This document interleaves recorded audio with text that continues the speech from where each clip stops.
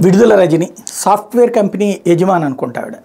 తర్వాతన తను బీసీ సామాజిక వర్గం, వాళ్ళ హస్బెండ్ వచ్చేటప్పుడు కాపు సామాజిక వర్గం కావడంతో చిలకలూరుపేట నుంచి తీసుకొచ్చి గుంటూరు వేస్తే చాలా టెక్నాలజీని పర్ఫెక్ట్గా వాడేస్తుంది ఆవిడ.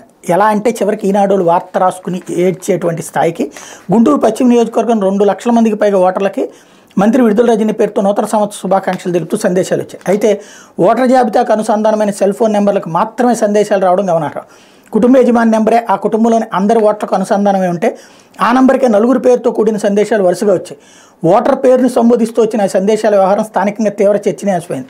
ఓటర్లకు సంబంధించిన ఫోన్ నెంబర్లను వాలంటీర్ల ద్వారా సేకరించారా, వార్డు సచివాలయాల నుంచి తీసుకున్నారా, నగరపాలక సంస్థ నుంచి సేకరించారనే ప్రశ్నలు తలెత్తున్నాయి. వాలంటీర్లు ఓటర్ల సమాచారాన్ని సేకరించి దుర్వినియోగం చేస్తున్న తెలుగుదేశం పార్టీ జనసేన నేతలు ఆరోపిస్తున్న విషయం తెలిసిందే అంటూ రాసుకొచ్చారు. అసలు అంత దాకెందుకు?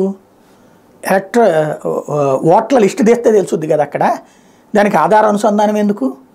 ఓటర్ లిస్టులోనే ఉంటుంది ఆ నెంబర్లన్నీ, ప్రతి రాజకీయ పార్టీ దగ్గర ఉంటాయి. దాన్ని ఒక టీముని ఏర్పాటు చేసి వాళ్ళకి నేరుగా సందేశాలు ఇచ్చేటటువంటి, అందులో ఏ ఫోన్ నెంబర్ని మెన్షన్ చేశారో ఆ ఫోన్ నెంబర్కి ఇచ్చేటువంటి బాధ్యత తీసుకున్నారు. అది ఒక అవుట్సోర్సింగ్ కంపెనీకి అప్పు చెప్తే చేసేస్తారు. టెక్నాలజీ ఆవిడ వాడుతోంది. అది అర్థం చేసుకోలేక ఈ వార్తలు రాస్తున్నారు. మొత్తం మీద ఇలాగ వాడుకోగలిగినటువంటి వాళ్ళకి తొందరగా రీచ్ కావడానికి అవకాశం ఉంటుంటుంది.